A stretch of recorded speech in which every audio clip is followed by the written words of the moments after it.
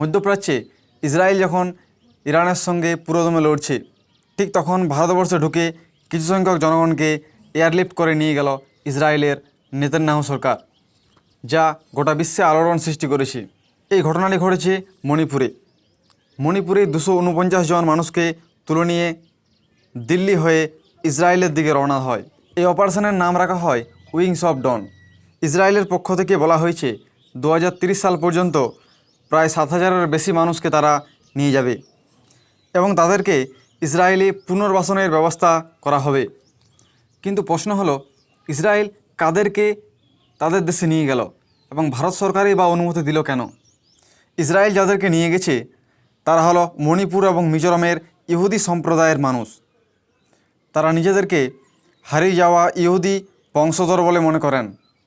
এই ঘটনাতে ইসরায়েলের মূল লক্ষ্য হলো ইহুদিরা যেখানে ছড়িয়ে ছিটিয়ে রয়েছে তাদেরকে ইসরায়েলে ফিরে নিয়ে যাওয়া এবং বৃহত্তর ইহুদি রাষ্ট্র গড়ে তোলা।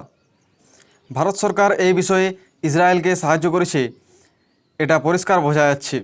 যীশুখ্রিস্টের জন্মের অনেক আগে ইহুদি সম্প্রদায়ের মানুষ বিভিন্ন দেশে বিভিন্ন কারণে ছড়িয়ে ছিটিয়ে যায়। এই ছড়িয়ে ছিটিয়ে যাওয়া ইহুদি সম্প্রদায়ের মানুষদেরকে একত্রিত করার মূল কারণ হলো সীমান্তে আরব এবং ইহুদিদের জনসংখ্যার ভারসাম্য বজায় রাখা, মিডল ইস্টে ইহুদিদের জনসংখ্যা বাড়ানো। দ্বিতীয় কারণটি হলো অন্য দেশের সেনারা ইসরায়েলের হয়ে যুদ্ধ করছে না বা লড়াই করছে না। সেনার সংখ্যা বৃদ্ধি করতে ইসরায়েলের সরকার যে সমস্ত ইহুদিরা ছড়িয়ে ছিটিয়ে বিভিন্ন দেশে রয়েছে তাদেরকে একত্রিত করে নিজেদের দেশে নিয়ে আসছে। সর্বশেষে ইসরায়েলের এই পদক্ষেপ নিঃসন্দেহে উল্লেখযোগ্য এবং ভারত যেভাবে পাশে থাকলো তা মধ্যপ্রাচ্যের ইতিহাসে রেকর্ড হয়ে থেকে গেল। ভিডিওটি ভালো লাগলে লাইক করবেন এবং এইরকম তথ্যমূলক ভিডিও পেতে চ্যানেলটিকে অবশ্যই সাবস্ক্রাইব করবেন।